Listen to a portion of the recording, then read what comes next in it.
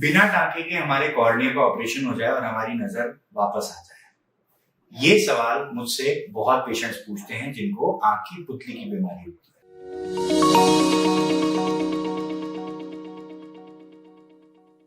The information shared in this video is curated from available open sources and contains my personal interpretations. This should not be confused with scientific advice or a doctor's clinical advice. दोस्तों, मैं हूं doctor प्रख्यात रूप। मैं Acura vision clinics रूप नेत्रालय मेरठ में cataract, cornea और refractive surgery का स्पेशलिस्ट हूं। आई ट्रांसप्लांट्स मेरी एक कोर स्पेशलिटी है जो मैं रेगुलरली करता हूं। आज मैं आप लोगों से डिस्कस करूंगा कि जो आंखों के पुतली का ट्रांसप्लांट होता है, यानी कि आई ट्रांसप्लांट में बेसिकली जो हम करते हैं वो कॉर्निया को ट्रांसप्लांट करते हैं, आंख की पुतली को करते हैं। उसकी क्या क्या बीमारियां हैं और कौन कौन सी बीमारियों का इलाज हम आजकल नए तरीके के ट्रांसप्लांट से कर सकते हैं। तो दोस्तों, हम डिस्कस करेंगे डिफरेंट बीमारियां और आपको इनमें से कुछ बीमारियों के बारे में हो सकता है कुछ जानकारी हो।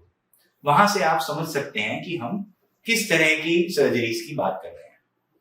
अगर हम आंख की पुतली को देखें तो इसमें 6 परतें होती हैं, लेकिन हम अपनी सिंप्लिसिटी के लिए इसको एंटीरियर लेयर्स यानी आगे की 3 परतें और पीछे की 2 परतें, इनको हम डिवाइड करते हैं एंटीरियर और पोस्टीरियर में। तो जो आगे की परतें हैं इनकी कुछ स्पेसिफिक बीमारियां होती हैं जिनमें केवल आगे की परतें प्रभावित होती हैं। इन बीमारियों के नाम हैं डिस्ट्रोफीज, जैसे कि लैटिस डिस्ट्रोफी या थील-बेंके या रीस-बकलर डिस्ट्रोफी और अन्य ग्रैन्युलर डिस्ट्रोफी वगैरह वगैरह। इसके अलावा केरेटोकोनस एक इंपॉर्टेंट और बहुत कॉमन बीमारी है जो आगे की परतों को प्रभावित करती है। कुछ खास तरह के इंफेक्शंस में, जिसमें कि पुतली के ऊपर जख्म बन के निशान बनते हैं, उसमें भी आगे की परतें प्रभावित होती है। यहीं पीछे की जो परतें हैं, जो लास्ट की 2 परतें हैं जिसको हम डेस्मेट और एंडोथीलियम बोलते हैं, ये परतें भी कुछ स्पेसिफिक कंडीशंस में प्रभावित होती हैं जिससे कि पुतली सफेद पड़ जाती है। ये कंडीशंस होती हैं जैसे कि सफेद मोतिये का ऑपरेशन जब मोतिया पक चुका हो और ऑपरेशन के दौरान पुतली पे डैमेज हो, तो ऐसे में मोतिये के ऑपरेशन के बाद धीरे धीरे करके नजर चली जाती है और आंखों में से जलन चुभन पानी आने लगता है, पुतली सफेद पड़ जाती है या धुंधली पड़ जाती है। दूसरी, जब आपकी पुतली पहले से ही कमजोर हो, इस कंडीशन को बोलते हैं फ्यूज डिस्ट्रोफी। और ऐसे में जब मोतिये का ऑपरेशन करा जाता है तो तुरंत ही अगले दिन से ही और ज्यादा धुंधला दिखने लगता है और रोशनी साफ नहीं हो पाती है। ऐसे में पुतली की ये परत का डैमेज कॉमनली देखा जाता है।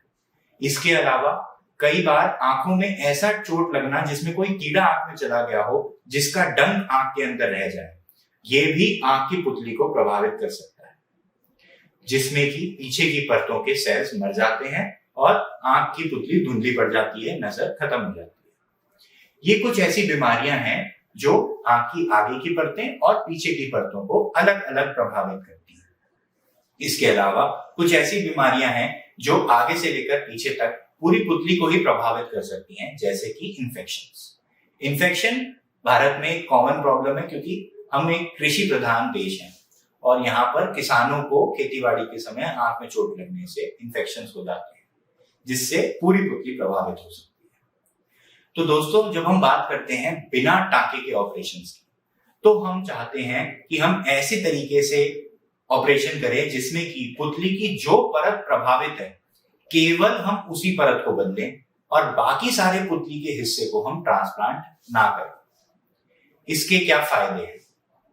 देखिए, मैं आपको जो अभी दिखा रहा हूं वो स्टेटिस्टिक है जिसमें आप देख सकते हैं कि अगर हम पूरी पुतली को बदलें, जिसको हम कहते हैं पीके या पेनिट्रेटिंग केरेटोप्लास्टी या फुल थिकनेस ग्राफ्टिंग, तो लगभग 40 से 50% सक्सेस रेट होता है इस ट्रांसप्लांट का।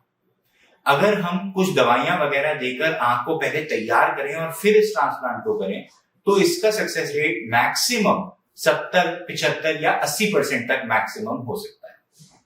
जबकि जब हम अलग अलग परतों का इलाज करते हैं तो अलग अलग परतों का ट्रांसप्लांट जो है वो बहुत ज्यादा सक्सेसफुल होता है, जिसमें कि आगे की परतों में कुछ ट्रीटमेंट्स हम लेजर से कर सकते हैं और कुछ ट्रीटमेंट्स में हम आगे की सारी परतों को बदलते हैं, तो उसको हम डीप एंटीरियर लैमेलर केरेटोप्लास्टी बोलते हैं। आगे की इन परतों का ऑपरेशन जो है वो ऑलमोस्ट 100% कामयाब होता है, इसमें फेलियर का कोई चांस नहीं होता।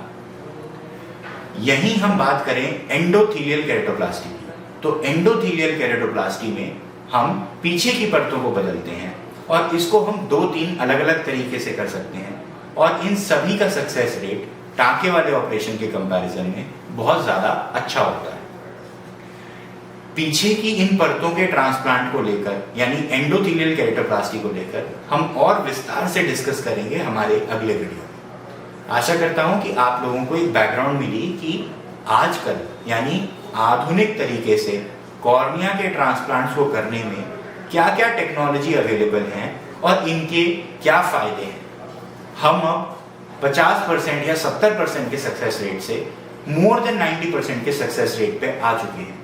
तो ट्रांसप्लांट्स अब कोई बहुत ज़्यादा खतरनाक या भयावह चीज़ नहीं रही है। ट्रांसप्लांट्स अब एक्चुअली बहुत ही सक्सेसफुल चीज़ हो गई है। Thank you.